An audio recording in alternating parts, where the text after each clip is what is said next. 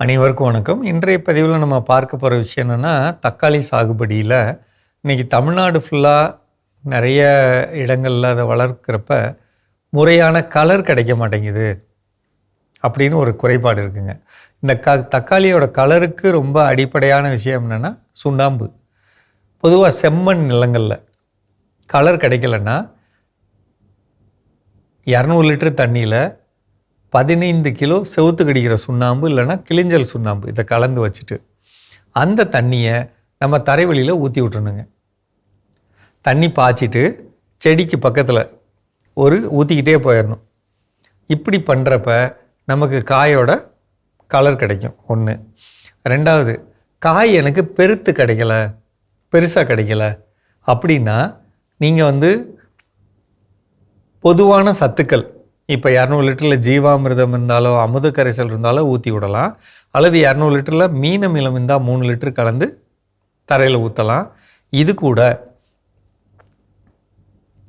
Potash bacteria அது 1 litre, வேம் அப்படின்னு ஒரு பொருள் இருக்குங்க, வேம் அது 2 கிலோ, இதை கலந்துக்கலாம். இதை கலந்த இந்த திரவத்தை ஒரு நாள் வச்சுருந்து 1 ஏக்கர் நிலத்தில் இருக்க பயிருக்கு தண்ணி பாய்ச்சிட்டு ஊற்றி விட்டுலாங்க. இதில் இன்னும் நம்ம என்ன செய்யலாம் அப்படின்னா, தெளிப்பில் நம்ம செய்யும்போது 100 லிட்டர் தண்ணியில் 1 லிட்டர் சூடோமோனாஸ் இந்த திரவம் கலந்துக்கணும்.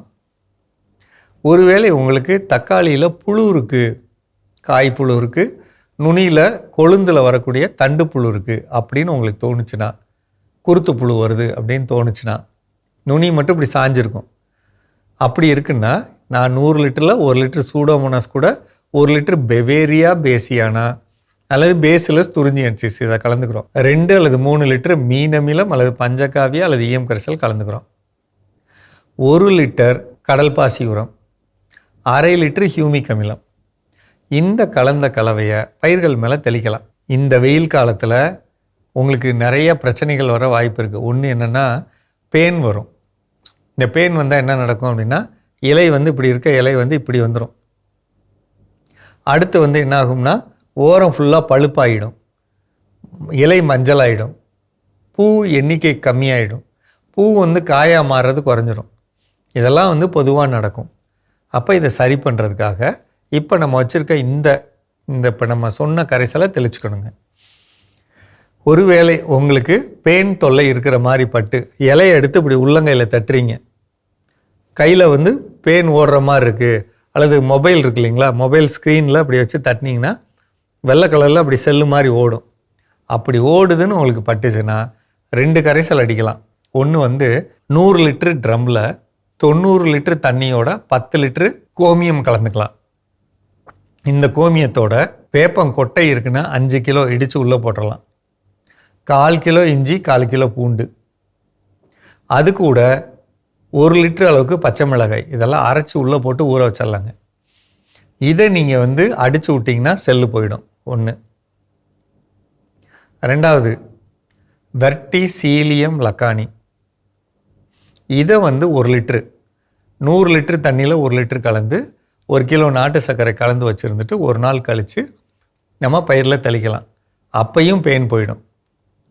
இந்த பேன் இல்லைனாலே, புழு இல்லைன்னா, பெவேரியா பேசியானா கூட சொன்னேன் இல்லைங்களா, அது இல்லைனாலே காயோட சைஸ் பெருகிரும்.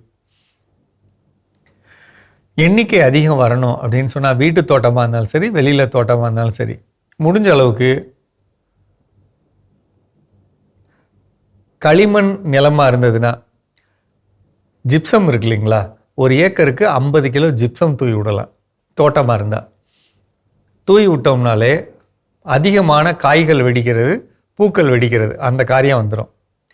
சப்போஸ் வீட்டில் வச்சுருக்கக்கூடிய தக்காளி செடியில் எனக்கு எண்ணிக்கை வரல அப்படின்னா 10 லிட்டர் தண்ணிக்கு 50 கிராம் பெருங்காயம் அதை கலந்து நம்ம அதை தெளித்தோம்னாலே பூக்களோட எண்ணிக்கை அதிகம் வந்துடுங்க. அது கூட மோர் கலந்துக்கலாம். மோர் கலந்து தெளித்தோம்னா பூ காயாக மாற குணம் அதிகமாகிடும். நம்ம ஏற்கனவே சொல்லியிருக்கோம், பூண்டு தோல், வெங்காயத்தோல் இதெல்லாம் கலந்துக்கிறது நல்லது அந்த தண்ணியில் அப்படின்னு. நீங்கள் அப்படி செய்கிறப்ப மிகப்பெரிய லாபம் கிடைக்குங்க. செஞ்சு பாருங்கள். மீண்டும் சந்திப்போம்.